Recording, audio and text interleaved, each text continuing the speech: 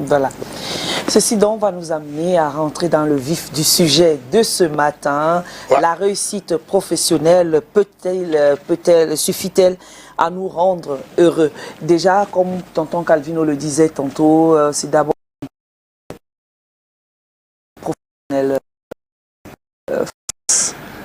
Alors, lorsqu'on parle de réussite professionnelle, on fait allusion à des personnes qui, dans un métier, ont réussi à tirer leur épingle du jeu. On ne parle pas ici des stars, parce que dans des métiers, nous avons des stars, nous avons des gens qui ont une réussite bluffante. Mais ce n'est pas forcément à eux qu'on pense. On pense plus à des gens qui ont pu tirer leur épingle du jeu, des gens qui vivent de leur métier, des gens qui sont fiers, des gens qui peuvent exhiber des médailles, des gens qui peuvent citer par exemple des faits d'armes, des gens qui peuvent inspirer d'autres personnes dans un métier. Alors ces personnes-là ont de la réussite professionnelle. Et quand on réussit le plan professionnel, ça veut dire qu'on est au bon endroit, on a une bonne performance et qu'on peut aussi être rétribué à hauteur de notre travail et de nos efforts. Maintenant, beaucoup de gens ont souvent pensé que avoir la réussite professionnelle les rendait heureux. C'est-à-dire que vous avez des gens qui estiment que quand tout va bien sur le plan professionnel, ils sont heureux. Voilà. Ils disent que la vie est belle. Et dès que sur le plan professionnel, il y a des couacs, ils vous disent qu'ils sont malheureux. Bon, maintenant, et c'est une tendance qui est en train de prendre de l'ampleur. Vous allez voir des gens, vous entendez des gens vous dire que quand mon travail va bien, tout va bien. Lorsque je réussis sur le plan professionnel, il n'y a plus rien qui compte. Et ça fait que les jeunes commencent à penser que la vie, c'est uniquement la réussite professionnelle. Et beaucoup de jeunes se lancent dans la vie active en se concentrant uniquement sur leur carrière professionnelle. Voilà. Ils font d'énormes sacrifices pour pouvoir réussir le plan professionnel. Parce qu'ils se disent que c'est ça le bonheur et c'est en cela qu'ils seront heureux. Mais sauf que nous, des coachs professionnels qui avons la chance de côtoyer des gens en début de carrière et en fin parfois de carrière, on a eu le temps par exemple d'échanger avec ces personnes-là pour comprendre qu'en fait, les gens qui ont le plus réussi leur carrière ne sont pas toujours les personnes les plus heureuses. Voilà. Et que parfois, vous découvrez des vérités choquantes sur cette dichotomie-là. Il y a des gens qui ont eu des carrières très brillantes, que tout le monde admire, parfois en famille et dans le quartier, mais quand vous allez vers ces personnes, vous vous rendez compte qu'elles sont malheureuses et qu'il leur manque beaucoup de choses. Et que finalement, le bonheur qu'on croyait voir à l'horizon comme un mirage, n'est qu'en fait qu'une grosse illusion. Parce que quand on a de la réussite professionnelle, parfois on engrange beaucoup d'argent. Parfois on a un compte bancaire assez fourni. Parfois on a beaucoup voyagé, on a fait plein de missions, on a été sur de gros projets, mais souvent, ces personnes-là se servent de leur travail en fait pour combler des manques. Exactement. Pour combler un vide. Mais vous savez que l'être humain est orgueilleux et il a du mal à exposer ses faiblesses. Et donc, la personne pourra vous dire qu'elle a de la réussite professionnelle, mais sans vous dire qu'en fait, sur d'autres plans, il n'y a rien. Voilà. Vous voyez ? Une vie sentimentale très malheureuse, une vie familiale inexistante, une vie spirituelle non existante, une vie communautaire non existante. Donc à la fin, la personne vit pour travailler et travaille pour pouvoir vivre. Parce que sans ce travail-là, elle ne peut rien faire. On peut rien faire. Mais c'est assez réducteur de réduire la vie au travail. C'est-à-dire que donner un sens à sa vie parce qu'on travaille, c'est quand même réducteur. Et il faut donc interpeller la jeunesse. Il faut interpeller la jeunesse pour faire comprendre à la jeunesse que la carrière professionnelle, ce n'est qu'un aspect de la vie. Voilà. Et que les personnes épanouies ont compris qu'il faut un équilibre. Lorsqu'on a la réussite professionnelle, c'est bien, mais on devrait aussi avoir la réussite familiale. On devrait aussi avoir la réussite spirituelle. On devrait aussi avoir la réussite intime. Vous voyez, lorsque quelqu'un, par exemple, travaille et a de la réussite, et qu'à la maison, ça se passe très mal, vous pensez qu'il peut vraiment être heureux? Jamais. Quelqu'un qui n'a pas d'amis, parce qu'il consacre tout son temps au travail, vous pensez qu'il est vraiment heureux? Alors donc, les jeunes sont facilement blasés par la réussite professionnelle et veulent en faire leur cheval de bataille. Mais il faut rappeler aux jeunes et à ceux qui nous suivent qu'il est important, c'est vrai, réussir sur le plan professionnel est une très bonne chose, mais il faut penser à équilibrer. Je connais un monsieur qui a eu beaucoup de réussite dans sa carrière, et c'est à sa retraite qu'on s'est aperçu qu'il était très malheureux. Oh là là. Très malheureux. Parce que il avait abandonné sa femme et ses enfants. Il avait abandonné ses frères et ses sœurs parce qu'il se donnait trop d'importance. Voilà. Et sa réussite professionnelle lui ouvrait les portes. Mais quand il a pris la retraite, il s'est retrouvé tout seul. Il a compris à ce moment-là qu'en fait, que son travail n'était pas tout ce qu'il avait. Et qu'il avait brûlé les ponts dans les autres aspects de sa vie, et que maintenant, à la retraite, il lui serait difficile de pouvoir rattraper les choses. Voilà, et il y a cette catégorie de personnes qui, parce que peut-être a reçu des frustrations, peut-être même dans l'enfance, a du mal à pouvoir, c'est-à-dire se concentre beaucoup plus sur le plan professionnel que sur d'autres plans à cause des blessures qu'on a pu avoir par le passé. C'est vrai que la réussite professionnelle peut être une revanche sur la vie. C'est-à-dire qu'on a été frustré, on a beaucoup souffert et on se dit je dois travailler, je dois réussir pour m'affirmer. À ce moment-là, la réussite professionnelle devient un prétexte, devient un pilier. Mais s'il devient l'objet de notre vie, s'il devient le désir principal de notre vie, alors ça devient un problème. C'est tout à fait normal lorsqu'on a par exemple été frustré de travailler dur pour réussir. C'est tout à fait normal. Mais il faut aussi comprendre qu'il faut relativiser.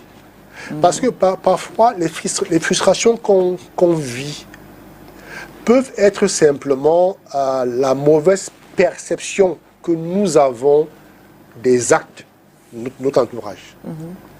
Parfois, les gens ne nous frustrent pas parce qu'ils veulent nous frustrer. Parfois, les gens nous frustrent par accident. Parfois, les gens nous frustrent parce qu'ils n'étaient pas préparés peut-être à nous gérer. Et donc, ils ont posé des actes malheureux, des actes manqués, qui nous ont frustrés. Et si on veut s'arrêter sur ces frustrations-là, on pourrait développer un état d'esprit très négatif et revanchard, ce qui n'est pas bien. Vous voyez, il y a des gens qui vont vous rappeler tous les jours qu'à 5 ans, on leur a fait ci, à 10 ans, on leur a fait ça, à 15 ans, on leur a fait ci, à 20 ans, on leur a fait ça. Et donc, ces personnes-là passent leur vie à ruminer des frustrations qu'elles auraient subies et maintenant travaillent dur pour pouvoir prouver le contraire. On ne peut pas passer une vie à prouver des choses aux gens. Notre vie nous appartient d'abord à nous, pas aux autres. Les gens parfois s'en foutent réellement de ce qu'on devient. Mais c'est à nous de donner un sens à notre vie. Mais Francis, quand ça devient ça devient obsessionnel là, Oui. C'est pas une maladie parce qu'il faut absolument que, tu parlais de revanche, Oui, oui. Il faut absolument que je réussisse, il faut absolument qu'on me reconnaisse, il faut absolument que quand je vais réussir là-bas, on va me respecter. Parce qu'on a l'impression que c'est à ce moment que tu auras tout le monde à tes pieds. Oui, oui. Oui, oui. On ne se fait pas, on n'est pas en train de se tromper, oui, de se tromper soi-même là par hasard. Et je vais raconter une anecdote. Il y a quelqu'un qui n'était pas brillant à l'école et il finit par avoir le bac, je crois, après 7 tentatives. Et il s'en va en Europe, il fait, je crois, 5 ans. Et quand il revient, il a une grosse voiture, il réussit à construire une grosse maison. Et il a acheté le terrain dans son quartier d'enfance. Voilà. Ouh. Et voilà qu'un matin, un matin, ses camarades de classe, qui étaient plus brillants que lui, le rencontrent. Et on lui dit, on se connaît en détail. Tu n'as jamais été brillant. Oh là là. Et tu es venu construire ta grosse maison parce que tu veux prouver que tu as réussi. Mais en fait, tu n'as pas réussi parce que tu n'as pas réussi déjà à te défaire du complexe que notre travail t'a imposé. Et donc, pour dire que lorsqu'on réussit, on réussit d'abord pour soi. Parce que notre vie nous appartient. On vit et un jour on s'en va. On n'est pas éternel. Un jour on s'en va. Et on ne vit pas pour les autres et on ne partira pas pour les autres. Ça veut donc dire que lorsqu'on travaille, on travaille pour pouvoir s'épanouir.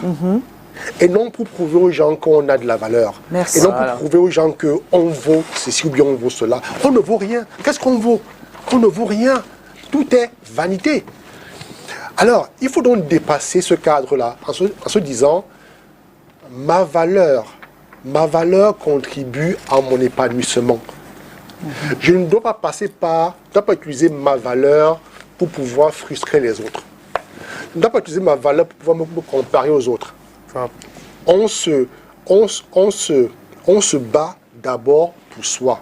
Et donc, lorsqu'on travaille, on travaille parce que le travail vous permet de remplir certaines obligations professionnelles et de gagner de l'argent. Et cet argent nous permet de pouvoir organiser notre vie de manière décente. Maintenant, pour pouvoir organiser notre vie de manière décente, on doit avoir des centres d'intérêt autres que le travail. Parce que sinon, on va travailler, on travaille pour travailler. Et on donne un sens à sa vie uniquement par le travail. Non. Il faut pouvoir travailler, pouvoir s'amuser, pouvoir passer du temps avec la famille, avec des amis, avoir des projets sociaux. Et tout ça, c'est tout ça qui donne un sens à la vie et qui nous rend heureux. Donc, comme je disais dans le bilan annuel, un seul pan de notre vie ne peut pas nous rendre heureux ou malheureux. Non. Le travail seul ne peut pas nous rendre heureux ou malheureux. Non. Le travail peut contribuer à notre bonheur lorsque les autres pans de la vie sont déjà en place. Parce qu'il y a différents pans. Maintenant, il faut se demander comment est-ce que je fais pour que mon travail contribue à mon bonheur. Et non se focaliser et penser que le bonheur en soi sera réalisé par le travail. Et parfois, on peut décider, par exemple, de s'accrocher à son travail pendant un temps, pendant 6 mois, 9 mois, le temps peut-être de se reconstruire, de découvrir d'autres choses. Mais après, il faut que le travail reprenne la place.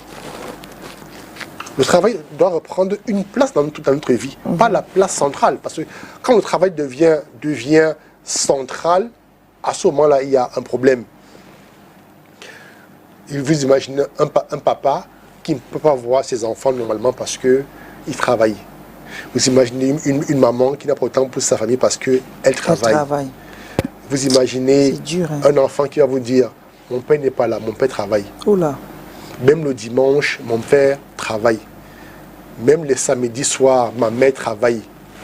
Et là, le message c'est quoi? Le message c'est que l'enfant va se dire, le travail est très important. Et sans travail, on n'a pas de vie. Voilà. Et cet enfant-là, il a de fortes chances qu'il grandisse en pensant ça. Et demain, pourrait reproduire les mêmes travers. Parce que souvent, on se plaint de ce que les gens ont des mauvais comportements. Mais parfois, ces comportements-là ne sont que le produit de leur éducation. Vous voyez? Oui. Un parent qui a qui passé le temps à travailler, à ne pas s'occuper de ses enfants, il a parfois envoyé un message à ces enfants-là pour leur dire de manière indirecte, écoutez, la vie, hein, c'est le travail.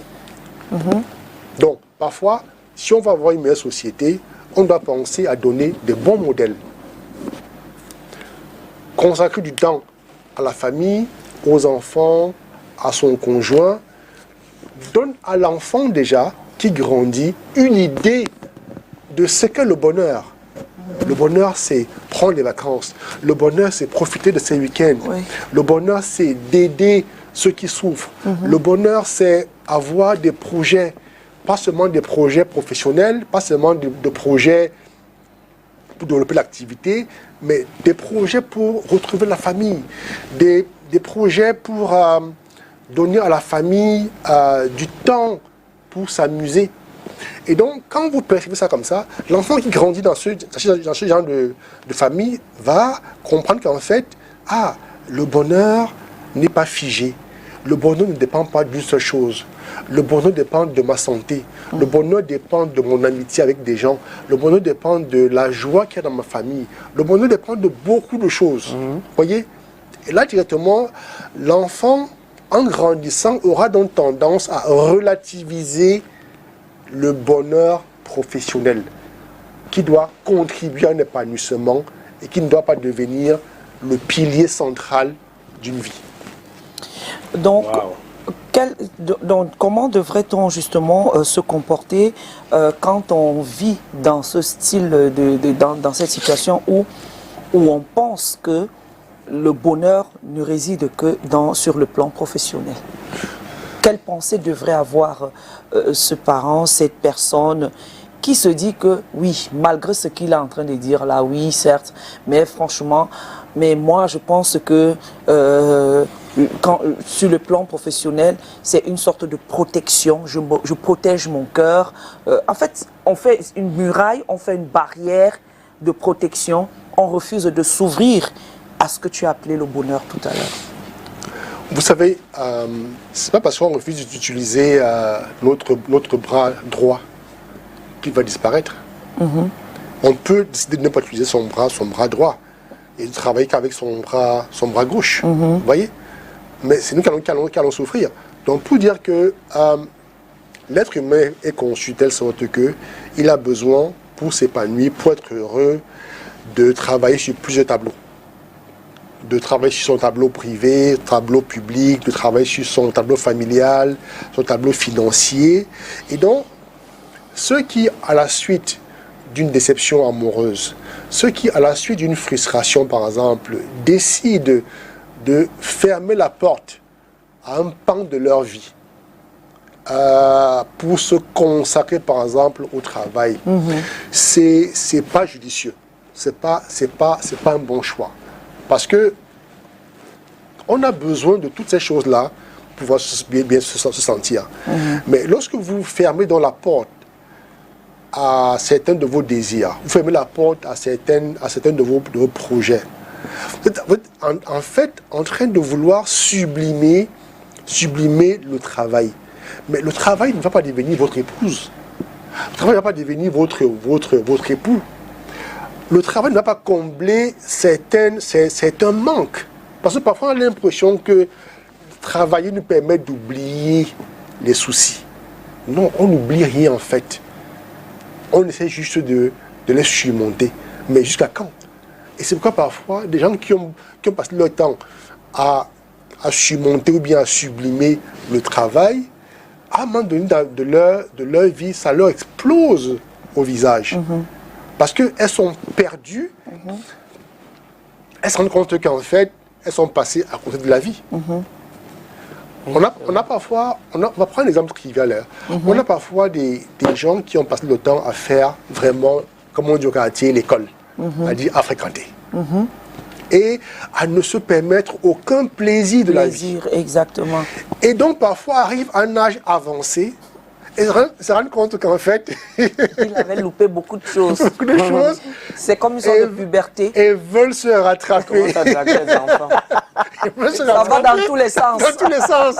Et là, on parle de quoi? Puberté tardive. Puberté tardive. Voilà. Exactement. La puberté tardive. Oui. On sent quelqu'un qui n'a pas vécu dans sa jeunesse et qui se rend et qui devient, comme tonton Calvin dit, drague dans tous les sens. Petite fille, grande fille, moindre. Pour lui, trou égale trou. Voilà. Vous imaginez quelqu'un qui découvre le goût vestimentaire à un âge avancé. Oui. Il veut tout porter. Il veut tout porter. Parce qu'il a passé le temps, par exemple, à avoir une discipline draconienne, à ne mettre que ceci, à ne mettre que cela, à limiter parce qu'il voulait réussir. Et là, maintenant qu'il a réussi, il dit, bon d'accord, je vais essayer donc de m'habiller. Or, c'est fou, c'est fou. C'est un peu comme ce qu'on appelle habituellement les nouveaux riches. Vous voyez, les nouveaux riches, c'est des gens qui ont passé une bonne partie de leur vie dans la galère. Et puis un beau matin, la vie leur a souri. Ils ont eu une opportunité qui leur a permis de gagner beaucoup d'argent subitement. Et parfois, vous voyez que c'est des gens qui parfois vous donnent l'idée d'être déréglés. Parce qu'ils veulent tout faire à la fois. Ils veulent être président du club du village, de foot du village. Ils veulent être parrain de chaque événement organisé dans leur quartier. Ils veulent avoir les plus belles voitures. Ils veulent construire la plus belle maison. Vous voyez, ils veulent tout faire à la fois et finalement, il est partout et nulle part à la fois. Mais est-ce qu'il n'est pas malade à ce moment? Ce n'est pas une sorte de maladie, par exemple, coach? Bon, je dirais qu'il souffre à ce moment-là d'un trouble de la personnalité. Parce qu'il voudrait effacer son passé. Parce qu'il a passé sa vie dans la galère. Et un beau matin, il a décroché une opportunité. Alors maintenant, ce qu'il voudrait faire, il voudrait gommer tout son passé. Il voudrait acheter une nouvelle vie. Montrer que je suis ci, je suis ça, je suis ci, je suis ça. Et justement, c'est des troubles qui peuvent aboutir à des maladies mentales. Oui, peuvent aboutir à des maladies mentales. Donc c'est important de pouvoir relativiser les choses. Vous voyez, on peut avoir vécu dans la galère pendant 30 ans, pendant 50 ans, un bon matin on a une opportunité. Ça ne devrait pas nous pousser, vous voyez, à des excès. Avant que tonton Calvino ne pose sa question, vous pouvez appeler au numéro de téléphone qui est affiché au bas de votre écran, chers téléspectateurs, et poser la question, parce qu'on parle de la réussite professionnelle, suffit-elle à nous rendre heureux? On se rend compte, de par les explications de Francis, que elle n'est pas forcément celle qui peut nous rendre heureux. On peut se tromper, on peut avoir une vocation, on a des vocations tardives, la puberté tardive, due justement parce qu'on était concentré sur le professionnalisme, sur le plan professionnel. On s'est donné d'étudier au point où on perd le nord, on s'est coupé carrément du monde parce qu'on était dans les livres écaillés, coach. Tonton Calvino, tu avais une question. Oui, merci, mère Grâce. Comme M. Héret disait, le travail seul est insuffisant pour nous rendre heureux. Mais moi, j'aimerais savoir, M. Héret, qu'est-ce qui peut nous rendre heureux dans le travail? Parce qu'il y a des gens qui travaillent même seulement dans leur propre travail, ils ne sont pas heureux. Donc je voudrais ici que vous essayez de nous ressortir des choses qui peuvent d'abord nous rendre heureux dans notre travail même que nous faisons. D'accord. Est-ce que votre travail est l'expression d'un talent? Est-ce que le travail que vous faites est l'expression d'une mission de vie. Parce qu'il faut d'abord commencer par connecter le travail à un talent, le travail à un don, le travail à une mission de vie. Si votre travail est une mission de vie, alors, même de façon inconsciente, vous allez avoir du plaisir à travailler. Parce que votre travail n'est pas simplement une transaction pour, à la fin du mois, avoir un salaire. Mais c'est l'expression d'un talent, c'est l'expression d'une idée, c'est l'accomplissement d'un idéal. Maintenant, lorsque le travail est déconnecté d'un talent, quand il est déconnecté d'une mission de vie, alors ça peut devenir très pénible. Parce que ce travail, on le fait pourquoi? Juste pour de l'argent? Ah non, à un moment donné, on va se lasser. Et la plupart des gens qui se lassent de leur travail, c'est parfois des aventuriers qui ont débarqué dans un domaine comme ça, parce qu'ils étaient peut-être oisifs, ils étaient sans emploi, ils voulaient s'occuper. Mais quand on s'occupe, à un moment donné, il faut donner un sens à ce qu'on fait. Et donner un sens à ce qu'on fait signifie simplement trouver un lien entre notre idéal et ce qu'on fait. Quand vous voyez parfois des policiers travailler, ils vont vous dire qu'ils ont toujours rêvé de contribuer à la paix dans le monde. Ils ont toujours rêvé de débarrasser la société des bandits et des malfaiteurs. Alors, donc, faire ce travail de policier, pour eux, c'est contribuer à débarrasser la société de bandits, de malfrats, et de faire une société plus juste. Vous voyez que là c'est pratiquement une mission de vie. Là, c'est une façon pour eux d'être utiles à la société.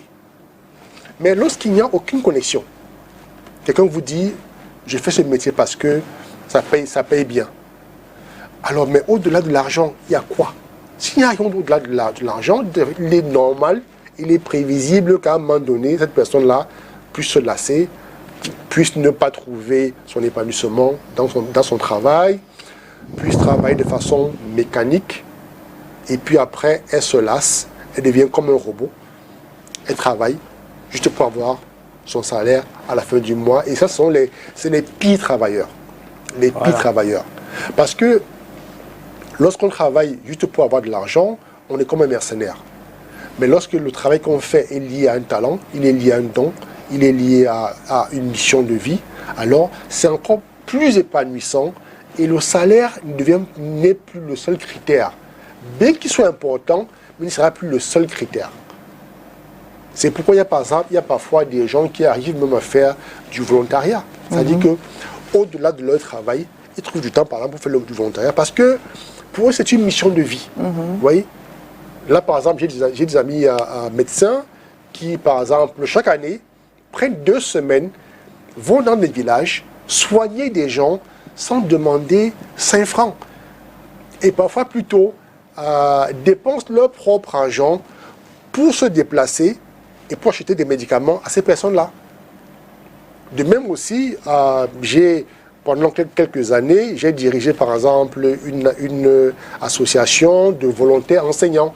C'est-à-dire qu'on organisait des cours de vacances gratuitement pour des enfants désœuvrés. Et ça faisait que c'était des enseignants qui n'avaient pas forcément de salaire mirobolant, mais trouvaient le temps pendant les vacances d'aller donner un peu de leur personne en enseignant à plein temps. Vous voyez que finalement, c'est lié à une mission de vie. Et je vois de plus en plus des gens qui, au-delà de l'aspect financier, parfois, le week-end, par exemple, trouvent du temps pour faire du volontariat dans des orphelinats, dans des quartiers désœuvrés, parce qu'ils ont un talent, ils estiment que leur talent ne doit pas toujours être lié à de l'argent. Mais qu'à un moment donné, ils peuvent également rendre service, juste pour le plaisir, afin de faire avancer le monde vers une voie meilleur. Monsieur Red, je voudrais savoir, hein, est-ce que le travail, c'est la vie? Et puis, je veux aussi savoir comment quelqu'un peut faire pour connaître s'il est heureux. Donc, c'est une question à dire. Je veux d'abord savoir si le travail, est-ce qu'on peut dire que le travail, c'est la vie? Non, c'est réducteur. Vous savez, la vie, la vie est vaste. C'est-à-dire, si quelqu'un ne travaille pas dans sa vie, est-ce qu'on peut dire que celui-là, non? Avec celui-là, non, c'est mort. Alors, quand Donc, on dit lui, que quelqu'un ne travaille pas, vous voyez, c'est une assertion complexe. Voilà. Parce que ne pas travailler, est-ce à dire qu'il ne va pas dans un bureau, Voilà. un bureau climatisé? Voilà. il fait rien. Est-ce à dire que il ne fait rien de son temps? Voilà. Il Alors, s'auto-emploie pas. s'il ne fait rien de rien, comment arrive-t-il à survivre? Voilà. Donc, Question. voilà. Voilà. Parce qu'on ne peut pas vivre uniquement d'eau fraîche. On ne peut pas passer le temps à commander l'argent à ses frères, à ses sœurs. Non. Il faut qu'à un moment donné qu'on ait une activité. Il faut qu'à un moment donné, on ait quelque chose qui rapporte de l'argent. Ça peut ne pas être de manière continue, ça peut être de manière saisonnière, mais il faut forcément qu'on ait des revenus. Et ça parce qu'on a passé 2 ans au chômage à ne pas travailler, qu'on va dire qu'on a passé une vie à ne pas travailler. Voilà. On peut avoir travaillé 10 ans et après passer 5 ans au chômage, où on fait des petits jobs. Et ces petits jobs-là nous permettent d'avoir de quoi poser la nourriture sur la table. Donc, il faut faire attention lorsqu'on décrit les choses. Donc, le travail, c'est la vie. Parfois le travail peut consister à faire même du bénévolat. Vous voyez, on peut faire du bénévolat, bien du volontariat et en vivre. Maintenant, la vie est plus complexe que le travail. Le travail est un élément de la vie. Mais la vie n'est pas le travail. Parce que on peut travailler sans forcément aller dans un bureau. On peut travailler sans forcément générer de l'argent de manière directe. Prenez par exemple le cas des prélats, des prêtres. Ils travaillent. Voilà. Ils travaillent. Énormément. Voilà, ils travaillent. Les pasteurs, ils travaillent. Mais seulement le travail du pasteur ne va pas directement générer de l'argent. Voyez, ça va générer de l'argent de manière indirecte. Vous voyez? Parce qu'on va dire, bon d'accord, le comptable travaille. Parce que le comptable travaille avec les chiffres. Le journaliste travaille parce que le journaliste fait des reportages. Mais le prélat aussi travaille. La femme qui est au foyer, elle travaille. Elle se lève le matin, elle prend soin des enfants, elle prépare, elle nettoie la maison, elle travaille. C'est un vrai travail. Donc, travailler ne veut pas forcément dire Aller dans un bureau. Ou bien ramener des sous. Des sous. Oui. Ah, D'accord? merci de nuancer ramener la chose. des sous. Merci de lever parce que la femme qui est dans son ménage et qui n'a pas d'emploi à l'extérieur, elle travaille. Voilà. Parce que si elle n'était pas là, la maison serait sale, on n'aurait pas à manger, Exactement. les enfants seraient tout le temps malades parce que mal entretenus. Voilà. Alors maintenant, dis par exemple que cette femme ne travaille pas parce qu'elle ne va pas dans un bureau, parce qu'elle n'a pas un chèque à la fin du mois, serait une insulte. Donc, Calvino, le travail a plusieurs formes. Il y a des travails qui rémunèrent directement et des travails qui rémunèrent indirectement. Par exemple, le travail du prêtre, ça rémunère de l'argent de manière indirecte. Parce que les gens qui se sentent bénis, les gens qui se sentent inspirés par la prédication du prêtre, par les conseils du pasteur, viennent donner la dîme, viennent faire des offrandes. Des offrandes. Donc, le pasteur ne sort pas le matin pour aller dans un bureau classique, mais il a une activité qui lui permet de prendre soin des gens. Et ces gens-là, maintenant, en retour, viennent investir dans la vie du pasteur, investir dans la vie du prêtre. Voilà. Vous voyez? Donc, c'est pourquoi c'est des notions assez complexes et que parfois, il vaut mieux ne pas réduire. La vie est vraiment, la vie est vaste. Voilà. Très vaste. Je vais revenir là-dessus, le temps pour moi, je vais noter ma question. On va retrouver l'homme dans la rue de Yaoundé. C'est un moment très important de l'émission. Voilà. Le Vox Pop sur la vie professionnelle, la réussite professionnelle. Oh, pour moi, la réussite professionnelle ne suffit pas pour rendre quelqu'un heureux. Hein. Il y a d'autres choses qui entrent en compte. Tu as la vie sociale, tu as les relations humaines. Je crois que tout ça doit pouvoir aider quelqu'un à être heureux. Ce n'est pas le seul facteur qui peut rendre quelqu'un heureux. Il y a la famille même et puis l'état d'esprit. Tout ça concourt à ce que quelqu'un soit heureux. La réussite professionnelle est l'un des facteurs, mais à elle, ça ne suffit pas. Pour moi, la réussite professionnelle n'est pas toujours synonyme de bonheur, parce qu'au-delà de la réussite professionnelle, il y a aussi la famille. Si vous avez tous les moyens que vous pouvez avoir et que dans la famille vous n'êtes pas épanoui ou à la maison, je crois que vous ne serez pas heureux. Ça, c'est mon point de vue. Mais il faut aussi reconnaître que c'est un élément qui permet aussi de s'épanouir. Si professionnellement, on a déjà des résultats positifs et les moyens qui vont avec, ça peut aussi aider. Rien ici-bas, y compris la réussite professionnelle, ne peut rendre un homme heureux. Ce qui peut rendre un homme heureux, c'est d'être Dieu. Vous avez compris, non? Quand maintenant, tu es Dieu, voilà, tu es heureux parce que tout est soumis au pas de Dieu. Et vous savez, l'année 2024, c'est l'année d'entrer dans la glorification dimensionnelle, la seconde glorification des fils et filles de Dieu. Donc, nous allons passer d'homme mortel à Dieu. Vous avez compris, non? Voilà ce qui rend un homme heureux, être Dieu. La réponse est non. Tout simplement parce que le bonheur, c'est un état d'esprit. Ce n'est pas la poche. C'est l'esprit qui vous installe dans le bonheur. C'est ce qu'on appelle le lâcher prise. Vous avez les problèmes, vous oubliez, vous évacuez. C'est ça le bonheur. Faire un balayage systématique dans votre esprit. Vivez chaque jour de façon positive. Regardez les choses et passez. N'enviez pas les choses qui sont autour de vous parce qu'elles ne servent à rien. Ce qui est important pour vous, c'est votre cœur, votre état d'âme. Ce qu'on appelle en français votre idiosyncrasie. Syncrasie. D'accord. D'accord. On peut la faire école de colons. Aïe, François. Eh bien, je suis très content des interventions là. Tout le monde était dans le sujet. Encore que ce n'est pas un devoir, c'est pas un devoir à remettre.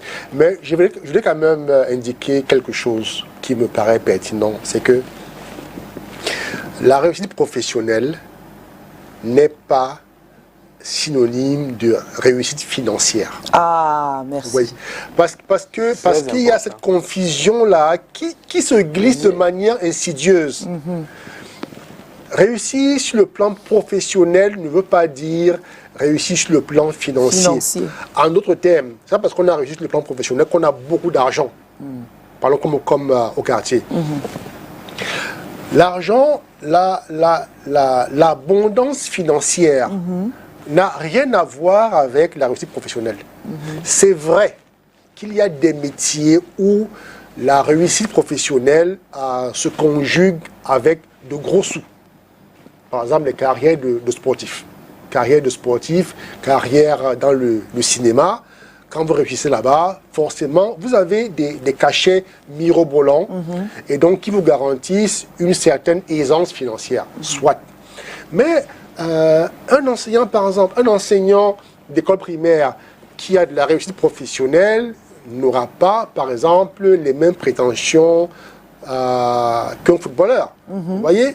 Et donc, on peut très bien avoir de la réussite professionnelle dans un métier sans que cela ne s'accompagne de la réussite financière. Donc, il faut faire ce distinguo-là. On parle de réussite professionnelle lorsque quelqu'un excelle dans son domaine, lorsque quelqu'un vraiment accorde du temps et finit par réussir, finit par devenir incontournable dans son métier, finit par devenir un maillon important dans son travail.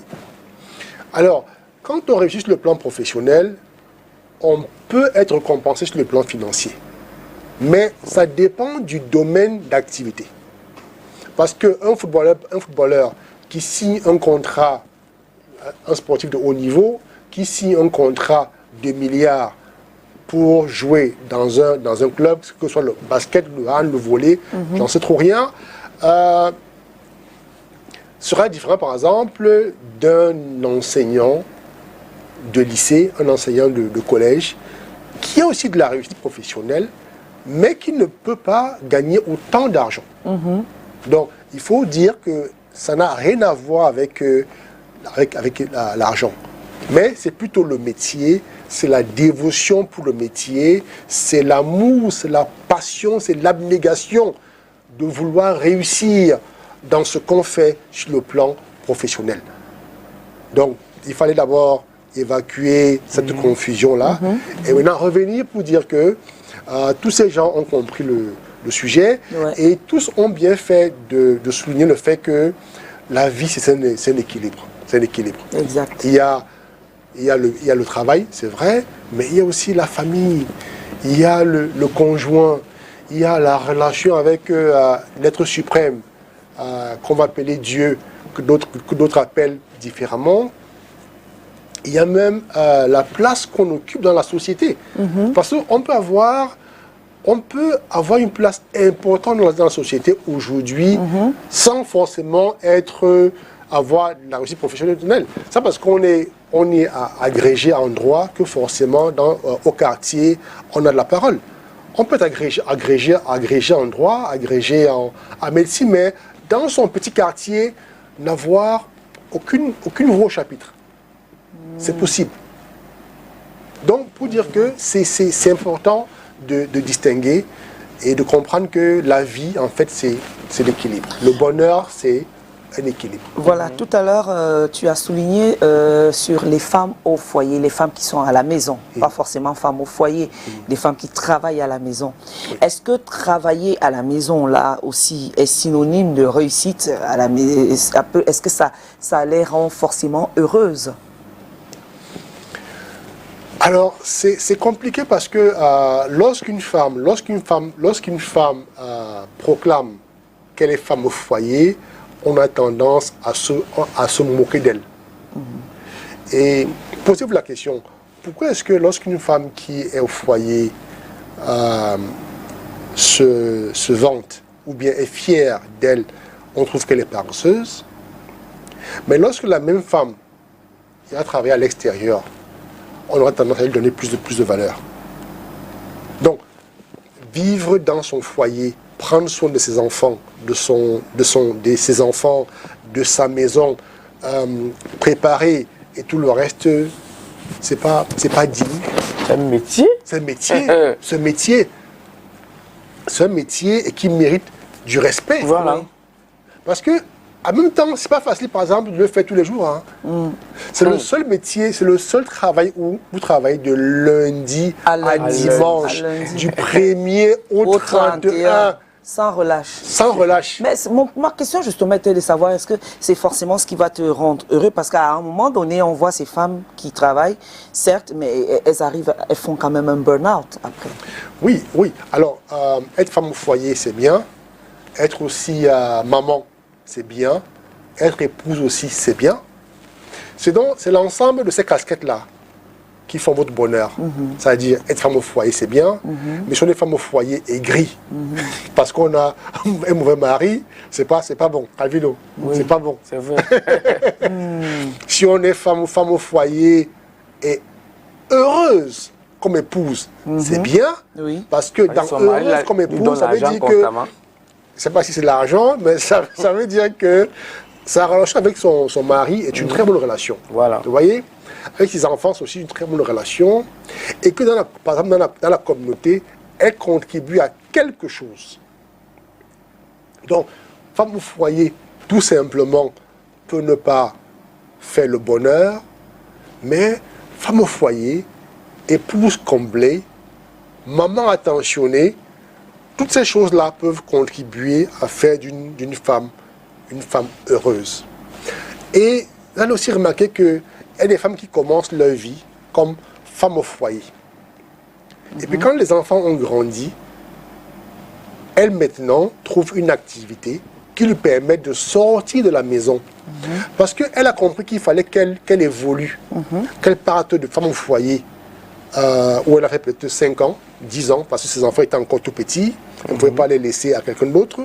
Et puis maintenant, elle évolue vers autre chose, peut-être une activité entrepreneuriale, qui lui permet de sortir de la maison, d'avoir d'autres relations avec des gens, de pouvoir faire des déplacements hors de la ville, pour s'approvisionner, pour revenir.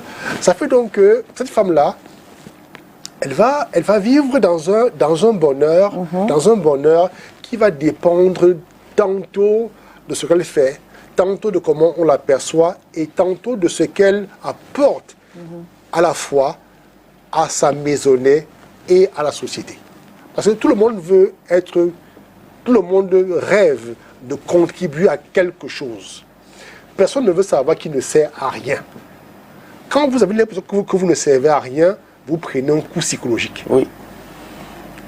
Ça, c'est inévitable. Oui. Monsieur Red, tout à l'heure, avant que Mégas me pose sa question, vous expliquez quelque chose là qui m'a beaucoup touché. Du coup, ça m'a amené à vous poser la question. Est-ce qu'on peut dire qu'il y a une différence entre réussir sa vie et réussir dans la vie? Ou alors c'est la même chose? Alors, ça sont les... Parce que quand vous parlez avec Dieu, les relations avec les humains... Alors, ça sont les posts qu'on voit régulièrement dans les réseaux sociaux. Voilà. Réussir sa vie, réussir dans la vie et tout le reste. Vous savez, la vie est un cadeau. La vie est un cadeau. Quelle que soit votre obédience, quelle que soit votre appartenance spirituelle ou religieuse, nous savons tous que la vie est un cadeau parce que personne de nous n'est à l'origine de sa propre vie. Personne. La vie est un cadeau. Et donc, on décide d'en faire ce qu'on veut. On peut décider de faire de sa vie une réussite. C'est tout. On peut décider que ma vie sera ci, ma vie sera ça. Et puis même de façon inconsciente, on ne finit toujours pas à décider de ce qu'on veut faire de notre vie. Parfois, on décide de manière consciente, parce qu'on est éveillé, et parfois de manière inconsciente, à travers nos comportements. Parce que nos comportements finissent toujours par produire un résultat, et qui nous appartient de défendre. Alors, lorsqu'on parle de réussir sa vie, réussir dans la vie, vous voyez, ce sont des contradictions, ce sont des jeux de mots. Ce sont des jeux de mots qui parfois n'apportent pas grand-chose au débat. Merci beaucoup. Voilà. Il y a une réalité, c'est que on veut être heureux. Maintenant, qu'on réussisse sa vie ou qu'on réussisse dans la vie, c'est un jeu de mots. C'est un jeu de mots. Tout simplement. Tout simplement.